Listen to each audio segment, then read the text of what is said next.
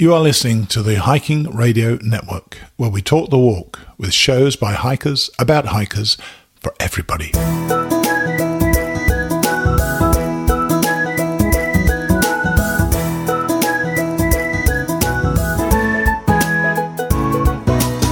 Mighty Blue on the Appalachian Trail, the ultimate midlife crisis. Join Steve and his guests every week as he staggers from Georgia to Maine.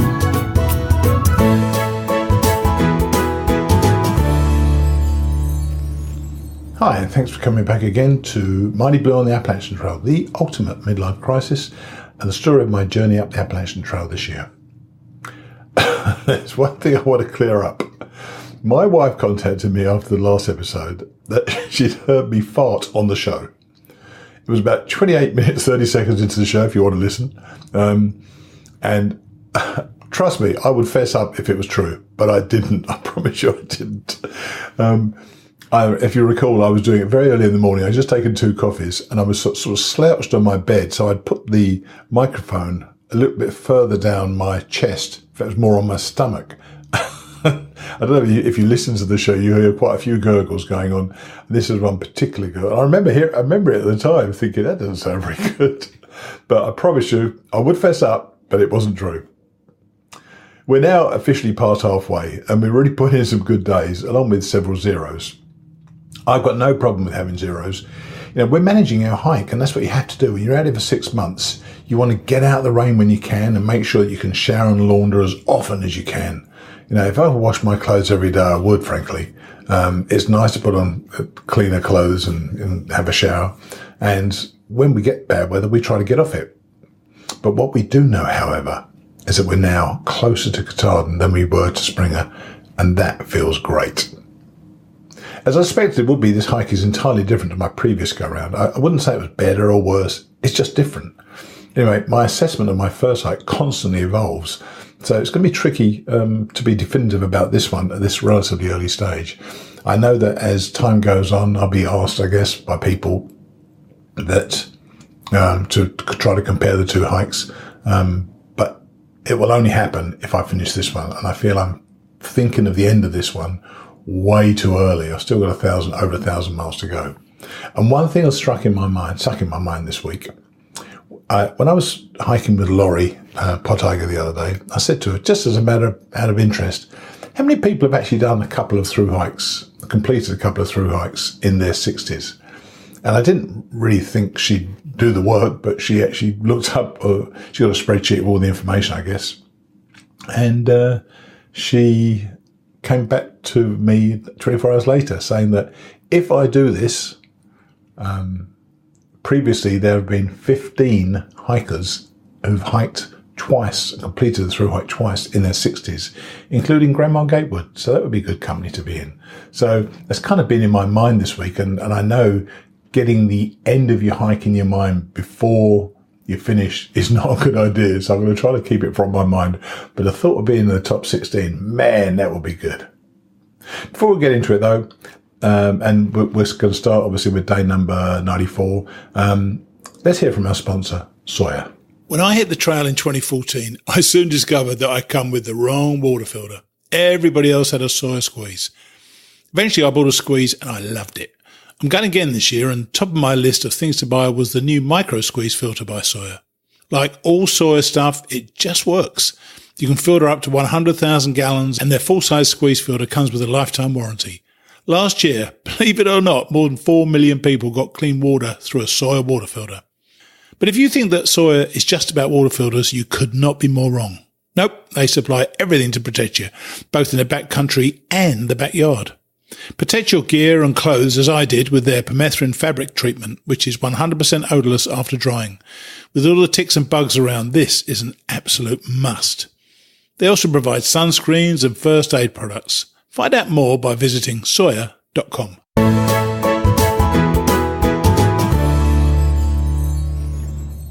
Day 94, Penmar Park, mile 1066.2 to Caledonian State Park, mile 1084.7, an 18.5 mile day. We got a shuttle back to Penmar Park in the morning. A really nice guy called Roger, whose number we were given, and he just charged us $5 each, which was a bargain. And we set off where we'd left off the day before.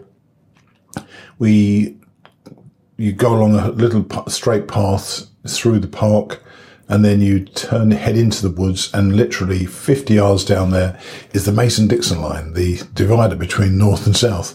And so obviously we took a picture of the Mason Dixon Line. We were expecting rain, but we were hoping to get to Caledonia State Park, but we were definitely ready to bail out at an earlier shelter if the rain really hit us. And really, as we always like to do, actually, that we had an early 600-foot climb, and it warmed us up. Frankly, at the start, if you're going to have a climb, it's good to have one at the start of the day. Then there was a gentle up and a down run of about 6 miles before the 2 tumbling run shelters. Yep, 2 of them. The PATC, the Potomac Appalachian Trail Club, do things slightly differently than a lot of the clubs in terms of their shelter building. And they're very individual, and they're often looked after by an individual caretaker. And frankly, they're beautiful. This one was great. Obviously, it's got a privy. It's got piped water just behind. It's got a pavilion, a picnic table, and, believe it or not, a clothesline. Which is so helpful when you think about it. But what a place. And the guy who looks after this one was there when we just popped in just to look at it, because, it's unusual, to see, as I say, there were tumbling run shelters because there was a snoring and non-snoring shelter. Well, you can imagine how well that works out. I remember back in 2014, some snorers obviously misrepresented themselves because there was snoring coming out of both. But that was obvious, I guess.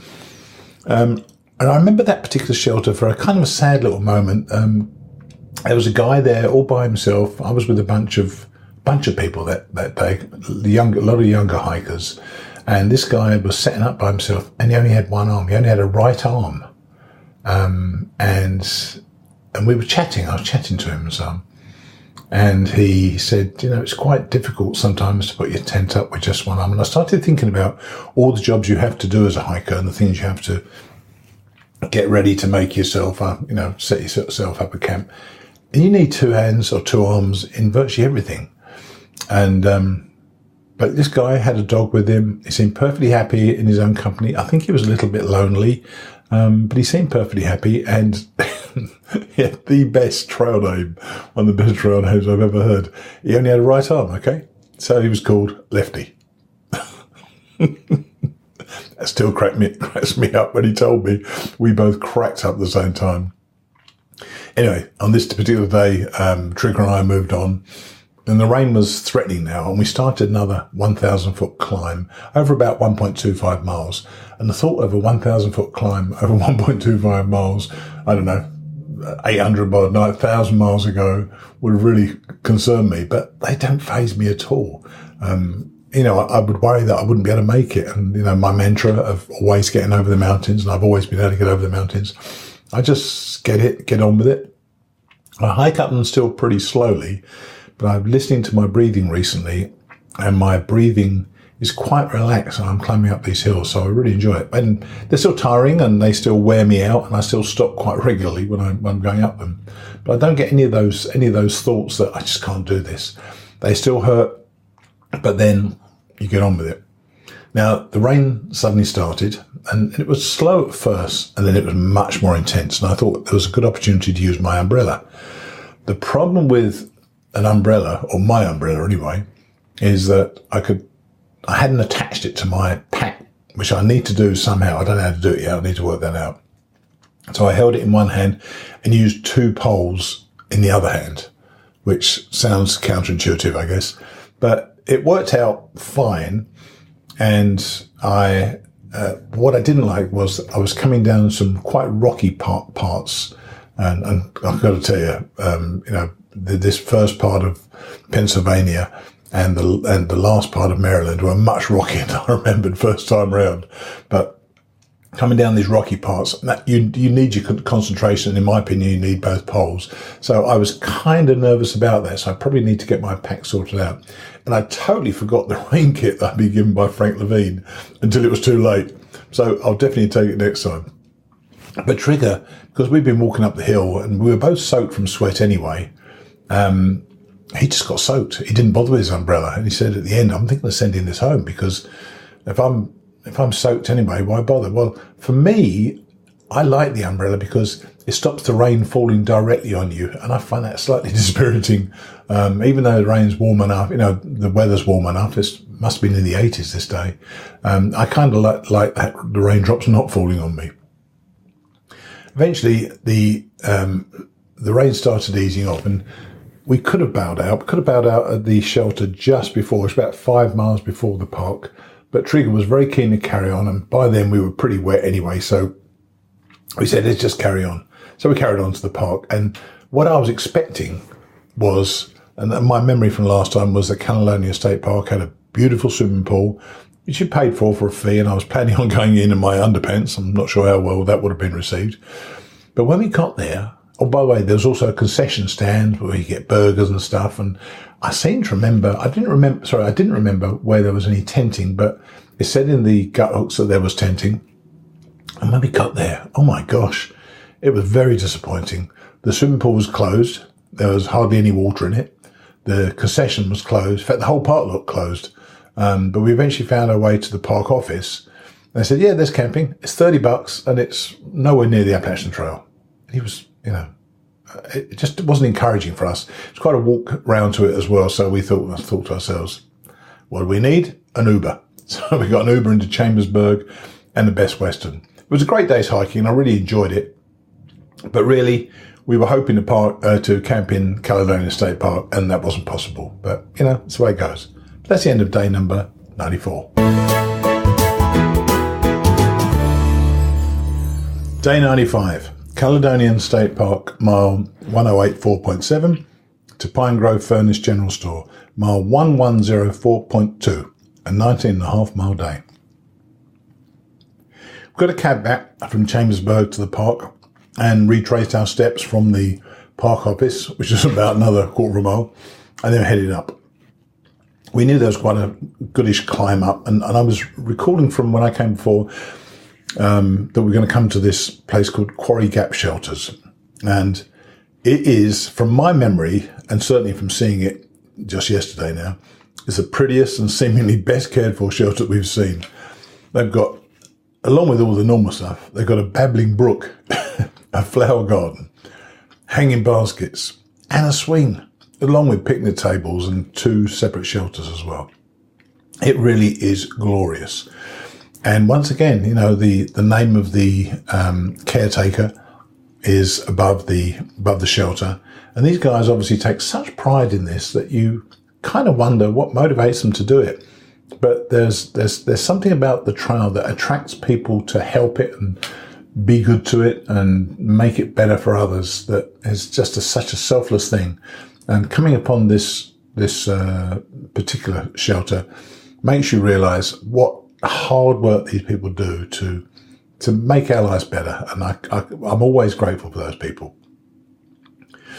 About 10 miles in, we were climbing down and I saw some smoke. I thought there was a fire going on. I thought, oh my gosh, what's going to happen here? But it was actually, it was Milesburn Cabin. And Milesburn Cabin is owned by the Potomac Appalachian Trail Club. And there was a guy there staying in the cabin. You can apparently rent it if you're a Potomac Appalachian Trail Club member for about, $25 a night, something like that. It's got no electricity, no air conditioning, no running water, but there is a stream in front of it. There was a young guy called Strawberry Cake. He'd had the cabin since the previous Tuesday, and he was staying for a week. And the fire was from him cooking breakfast for hikers. He'd made a breakfast scramble and coffee. And the breakfast scramble was egg, bacon and potatoes, and it was being cooked over an open fire. The coffee was there. What a thing. I dare. It's a wonderful thing to find trail magic at any time. But, eggs, bacon, how bad can that be? And a bunch of others joined us. The only thing he wanted from us was conversation about the trail and help in washing up. And Trigger and I, being the good old sorts that we are, and very helpful, we washed up for him. And it was a lovely little break. We were there for about 45 minutes, I think it was. The rest of the day was fairly flat or even down. It included an area that there was a notice said there was some invasive species of plant, and I may be conflating the two, but there were some controlled fires had been set, and I don't know if it's control the invasive species of plant or just control the forest itself. But walking through some of the really burned out parts of the forest was kind of spooky, but in its own way, beautiful as well. Now, we knew we'd be passing the halfway point and the 1100 mile mark. And the mark should have been at, the halfway point should have been at mile 1096, which is half of 2192. And at mile 1096, there was somebody arranged some stones saying halfway point. And so we took a picture of that, but not with ourselves. But then we came to another sign about a mile or so later, which was the 2018 halfway point. That was still there. But the real sign, the midway point sign with the flags and the official sign, I guess, was past the 1100 mile mark. So I'm really not sure what that was doing there, but we had our picture taken there anyway. And as I say, the most important thing about those signs, it means that we're now closer to Katahdin than we are to Springer. So that felt like another climactic moment for us.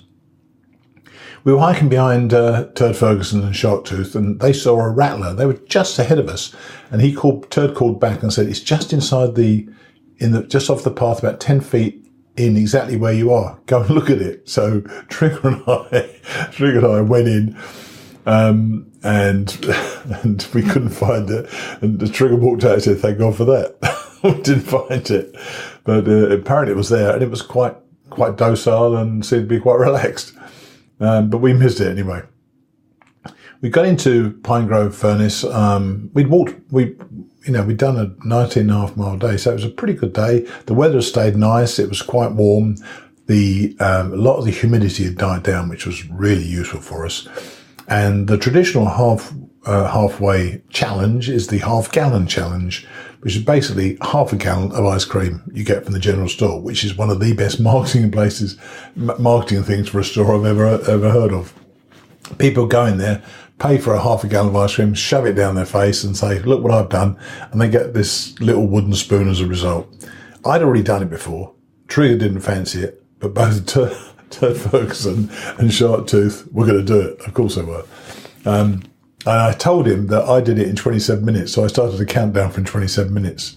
And with about 3 minutes to go, when Turd had nearly the whole of the smaller package of his ice cream to eat, he said, "How long to go?" I said 4 minutes 53. And he just shoveled it into his face to beat me by a minute. So he won. He did it in 26 minutes. And I think Sharktooth finished a couple of minutes later. We were waiting there because Trigger's wife, Karen, was driving all the way from Louisville, Kentucky to meet with him. And she was going to take us back to Chambersburg, where I'd booked the Best Western again for the night. And so she turned up. We had a lovely ride back, and we went to dinner at the Gear House Brewery, which was an excellent brewery, by the way. Thoroughly enjoyed that. And and then she took me back to my hotel. So here I am now on Saturday morning, having done 95 days on the trail. But that is the end of day number 95.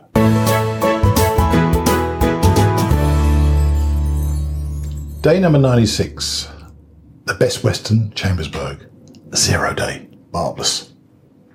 Now, I'm zeroing for a couple of reasons. The first one is that the European Champions League final is between two British teams, Liverpool and Tottenham, this afternoon. So I'm going to watch that, and I'm really looking forward to that. I would have taken the day off because of that anyway.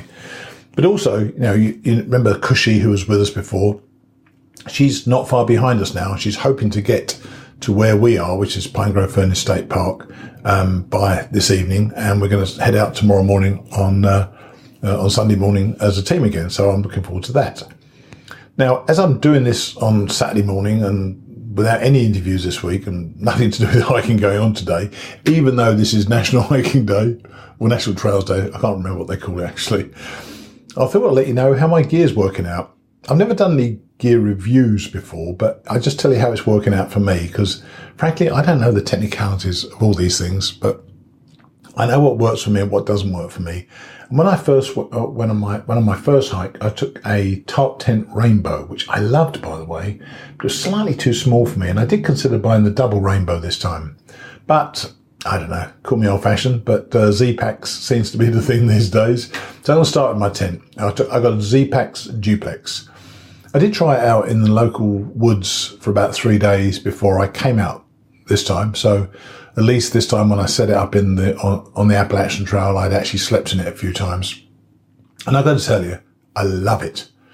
There are no leaks. There is some condensation issues from time to time, but what I've been doing every now and then is leaving one or more of the vestibule doors open, and that really, really helps.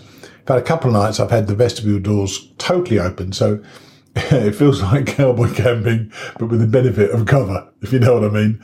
And and a bug net, which is even more important to me. So, and that's a really nice wide open feeling, I must say.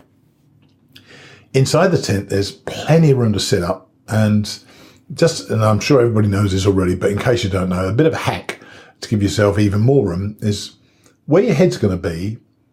Elevate the string at the back that you stake out by putting a small twig underneath it to lift it, and something only about 2 foot long, something like that. The difference in headroom is amazing. It is quite outstanding and well worth doing. And I get myself a little stick every night and just shove that up, and it works really, really good. And in the morning, if it does rain, it just shakes off. Obviously you still have to pack it wet-ish. It's nowhere near as wet as my old top tent was when it just got soaked, But this one seems to dry out really quickly.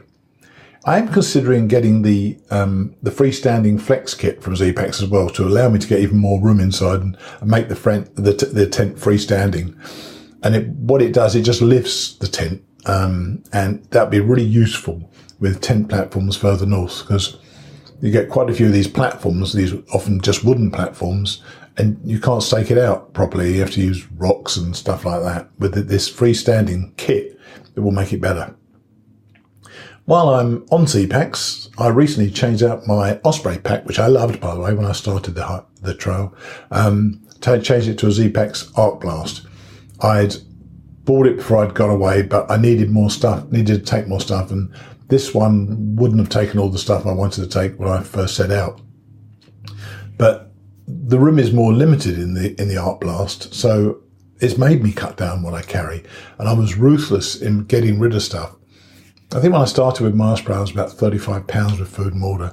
Now, with this, I'm down to about 27 pounds with 4 days food and water. And I love the difference that makes. While I know we've done a bit of slack packing, I've hiked with my pack a lot, fully loaded. It feels great. I feel like I'm slack packing even with 27 pounds in the back, because the difference is quite substantial. Now, one thing I haven't worked out, but I kind of know the theory, but I feel that I feel it's going to be difficult to do. I haven't worked out how to get the air gap between my back and my pack, but generally I'm absolutely loving it. I changed out, when I first started the hike, I started with a 20 degree Big Agnes bag, which was terrific, really kept me warm. But I then sent for my Catabatic Gear Palisade 30 degree quilt. And I tell you what, that was such a great change out. I took that in 2014, and I had that for the whole journey, a 30 degree quilt. Probably wasn't enough for some of the colder nights, but generally it's great. And so I had changed that one out, and when the weather improved, I'm really, really snug in it. My Oboz boots, I think I may have already told you about this, that if you do a through hike in this year and you've registered your boots, they'll change them out twice, which is great. They're working out really well. I've still got no blisters at all, but there is some foot pain, but I offset that by ibuprofen. I think I'm always going to get foot pain if I walk. If I walk more than about 10 or 12 miles, I start getting some more pain. So the ibuprofen, I have 2 in the morning with breakfast, and that normally helps mitigate the pain for the first 10 miles. And then at lunch, when normally it would start really acting up again, I take another 2, and that sees me through to about 17 or 18 miles normally. And if I'm doing a 20-mile day, then the last 2 or 3 miles are quite painful. I've got an air pillow. I'm just talking about various things while I remember them, actually. I've got an air pillow, a Cedar Summit air pillow. It's easy to inflate, very comfy, but I think if I was to buy another one, I would buy a slightly bigger one. I've got a pretty big head, so, you need to make sure you've got something that's going to take your head. I had a knitted sort of quilt liner. Is it knitting? I'm not sure it's knitted, whatever you call it anyway. Flannel sort of quilt liner it was. And I thought I'd get a lighter one and a silk one, because the quilt liner my previous quilt liner was a bit quite torn in a few places as well. So I bought a new silk one. That is really, really nice. I slept the other night in just that, with my quilt loosely just laid over me. That is a great way in nice warm weather. Now, 2 other things. I think I mentioned this, the Enlightened Equipment Torrid Apex Puffy. It is still beautiful. Even on those cool mornings, you just put that on, immediately you're warm. And I got that as a recommendation from Darwin on the Trail, and I think it was a great recommendation. Now, let's talk about underwear, because it's a subject all old men like to talk about. I got some Tommy John's 360 Sport underpants. About $30 each, so they're not cheap, I guess, but they are so comfortable. They're wicking, and I'm not going to go into all the technical reasons why they're comfortable, but trust me, when you wear them, you will say these are great and they're perfect for hiking. Another reason why I don't think I've got blisters is that these Injinji socks, and they're liners, they're sock liners for my Darn Toughs, but they're individual toe socks, so each toe gets its own little surrounding, and it helps with the blisters. And I say I haven't got any so far. The last thing I'm thinking about now is the Pocket Juice battery charger. Most people out here have got an Anchor. Mine seems lighter than the Anchor and gives 4 full charges to my phone. So if you ever want to think of an alternative to Anchor, try Pocket Juice. And I must admit, I've been very, very impressed. Well, that's the latest update. I'd like to have these interviews, and I haven't been able to in the last couple of days. So basically, Trigger and I have spent the miles since Harper's just hiking together, and Cushy's been pushing to catch us up. If it all works out, we'll be setting out together tomorrow morning as the 3-person tramily once more. I'll see you next time.